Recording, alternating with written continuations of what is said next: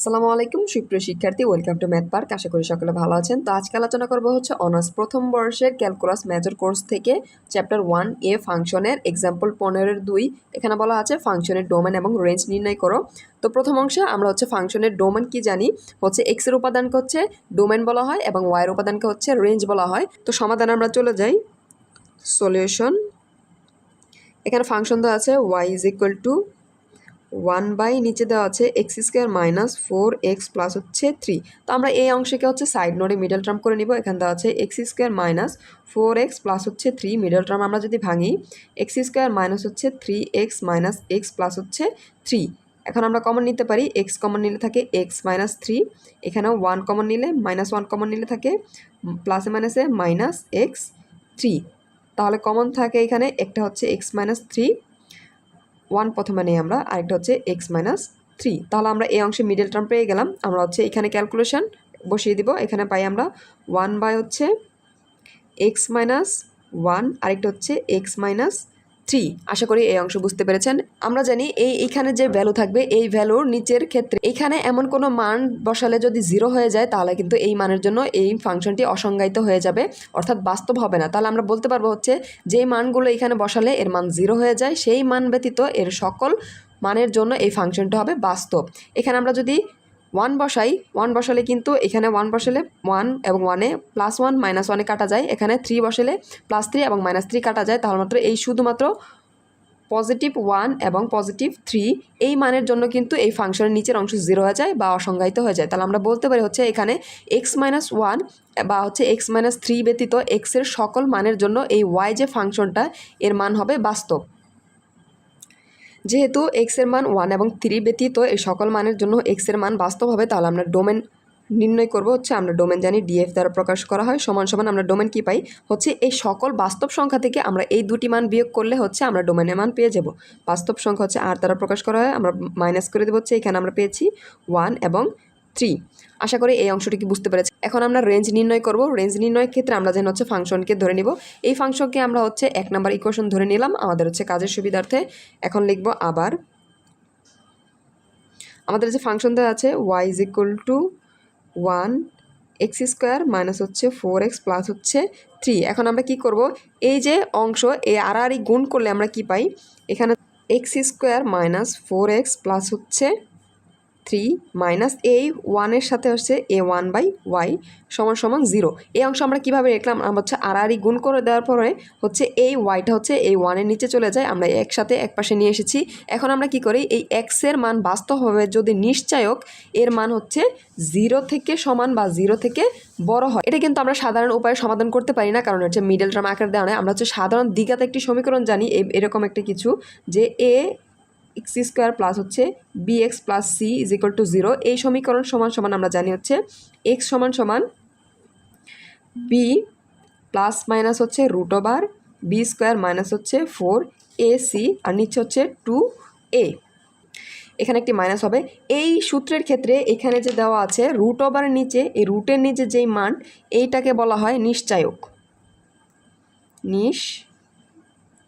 নিশ্চয়ক, এই অংশকে নিশ্চয়ক বলা হয়। তাহলে আমাদের এই টার্ম অর্থাৎ এই ধরনের কোনো যদি ফাংশন বা সমীকরণ চলে আসে, এই সমীকরণের ক্ষেত্রে এক্সের মান বাস্তব হবে যদি এই যে নিশ্চয়ক থাকবে এই নিশ্চয়কের মান গ্রেটার দেন ইকুয়াল টু 0 হয়, অর্থাৎ 0 সমান থেকে 0 বড় হবে, তাহলে আমাদের এক্সের মান হবে বাস্তব। তাহলে এই অংশকে আমরা এই অংশের সাথে যদি তুলনা করি তাহলে আমরা এখানে লিখতে পারি হচ্ছে এখানে এক্স অর্থাৎ এ সমান সমান এ এক্সের ভ্যালু এখানে 1 এবং বি সমান সমান এখানে দেওয়া আছে -4 এবং হচ্ছে সি সমান সমান অর্থাৎ এই সম্পূর্ণ অংশকে আমরা সি ধরতে পারি, তাহলে সি সমান সমান হবে 3 - 1/y। এখন এই অংশ ধরে আমরা ক্যালকুলেশন করব, তাহলে আমরা এক্স সমান সমান কি লিখতে পারি, এক্স সমান সমান লিখবো হচ্ছে মাইনাস বি সমান সমান দেওয়া আছে -4, তাহলে লিখে দেবো হচ্ছে -4 plus minus root over B square মানে হচ্ছে -4 স্কোয়ার -4 ডট এর মান হচ্ছে 1 এবং সি এর মান হচ্ছে 3 - 1/y।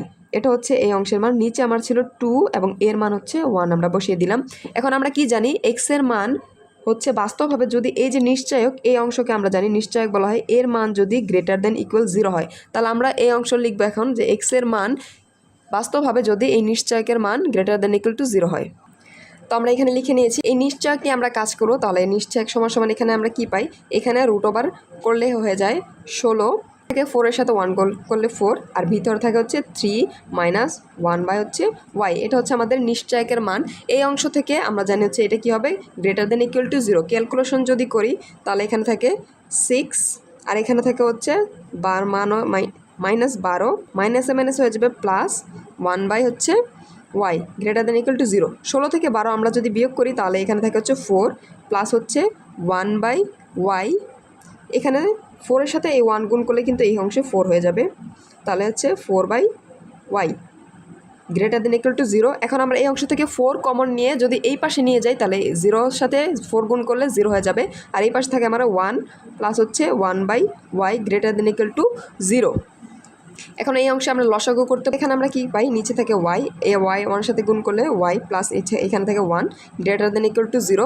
তাহলে y এর মান একবার হবে আমার 0, y এর মান হবে একবার 1। তাহলে আমরা ক্যালকুলেশন করে পাই হচ্ছে y less than equal two, এই মাইনাসটা যখন এই পাশে নিয়ে যাবো তখন আমাদের অসমতা চিহ্ন চেঞ্জ হয়ে যাবে, এখানে হবে y বা y এখানে হয়ে যাবে গ্রেটার দেন ইকুয়াল টু 0। এখানে যদি আপনাদের বুঝতে সমস্যা হয়, আমরা এখানে কি করেছি, এখানে আমরা পেয়েছি y প্লাস হচ্ছে 1 গ্রেটার দেন ইকুয়াল ছিল 0 এই অংশে। তাহলে এই অংশে আমরা হচ্ছে এই +1 যখন এই পাশে নিয়ে যাবো এটা -1 হয়ে যাবে, অর্থাৎ y -1 তখন কি হয়ে যাবে, যেহেতু এটা ছোট হয়ে যাবে তাহলে আমাদের অসমতা চিহ্ন পরিবর্তন হয়ে যাবে। আশা করি বুঝতে পেরেছেন। এখন এই অংশের রেঞ্জ নির্ণয় করব। আমরা জানি রেঞ্জকে হচ্ছে RF দ্বারা প্রকাশ করা হয়, তাহলে RF হবে y such that y হচ্ছে লেস দেন ইকুয়াল মাইনাস, এখানে পেয়েছি 1, আবার আমরা কি পেয়েছি union y such that y greater than equal হচ্ছে আরেকটি পেয়েছে হচ্ছে 0। তাহলে আমাদের রেঞ্জের মান কি হবে, একটা হবে এই যে -y, একটা যে এখানে -1 থেকে হচ্ছে এই পর্যন্ত যাবে হচ্ছে